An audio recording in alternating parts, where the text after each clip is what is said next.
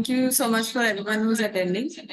Uh, if I look at this journey from the beginning, one of my I am actually work with an NGO, and the founder of the NGO once took me aside and asked me, "So where do you see this going? What do you want to do ahead?" And I just said, "I really want to make a difference in people's life, which is why I started with an NGO." And during my college, one of the campus counselor that we had, I really idolized her. And I said, I want to go somewhere in counseling. And my founder suggested, why don't you look up coaching? It's like the purpose is similar, but it is more actionable. So why don't you go there? And I started researching organizations, and I think the session by Sir, the demo session that I had, I think that was one of the very few sessions that even in the demo session, I got like slight realizations, and I was like, oh, this is different. This is never something I've experienced, and this kind of behavior has not been a part of my thought process. So I registered for this, which I do want to thank my parents, because I just came up out of, yeah, I saw this course on the internet, and I am really impacted by the demo session, and I want to do this course. So I really want to thank my parents that they just went along with it, like, okay, if you want to do it, go ahead. So when I did the first session, my first reservation was everyone else was pretty older to me, and also wiser in terms of experience just working in corporate or any of their independent fields. And the first few sessions, I was left thinking, where am I standing in along with these? Like, how am I doing? How am I in the same batch?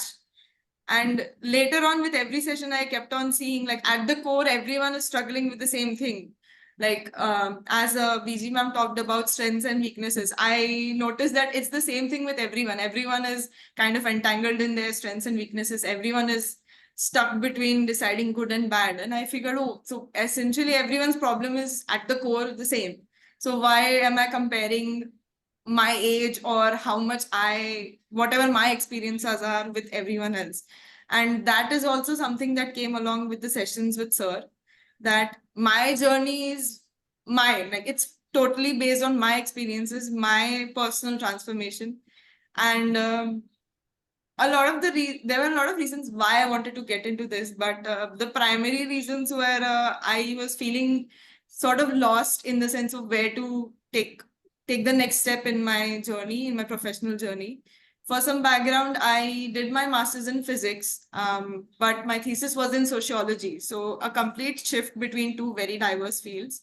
And then I went into NGO work, and it was always like, okay, now what? Like, I got into this field, but I didn't have clarity. I tried applying abroad, and because of COVID, that didn't align pretty well.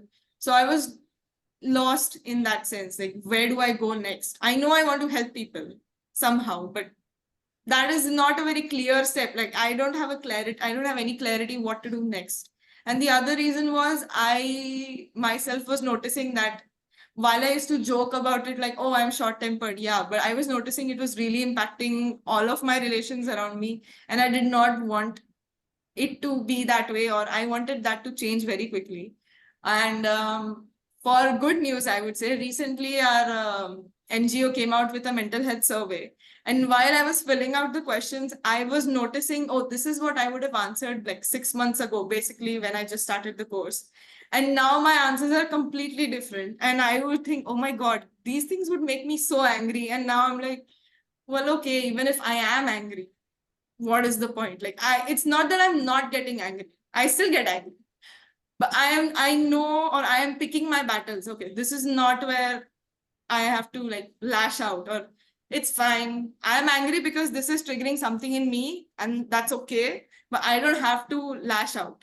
So, and even my friends have, let's just say, they kind of validated that yeah, you seem more like regulated. Like, we see that you're getting angry, but you don't react as much anymore. And I thought, okay, so this is good. Like, if my social circle is noticing, not just like that, is also where I spend most of my time. And if they are noticing, I think it is great.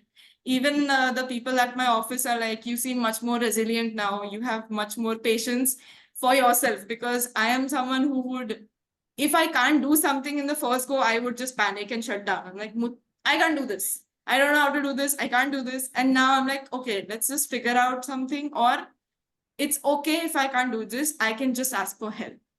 And I don't know why it was stuck in me. Like, I need to be able to figure things out. Like, how not every time am I going to get someone to help me. But seeing Sir, and every time, and I would also like to really thank Sir that aside from the sessions, I would constantly request for sessions because I had so many questions. I'm like, how do I do this? What am I supposed to do here? And Sir was very patient and he would always answer all of my questions. And I really appreciate that because I was someone who needed that kind of, for the lack of a better word, consolation. Like, oh no, there are questions. Like, you can answer all the questions. And eventually, he empowered me to, he and this course, all of it just empowered me to believe that, oh, I can also answer the questions. It's okay if I can't, but I can.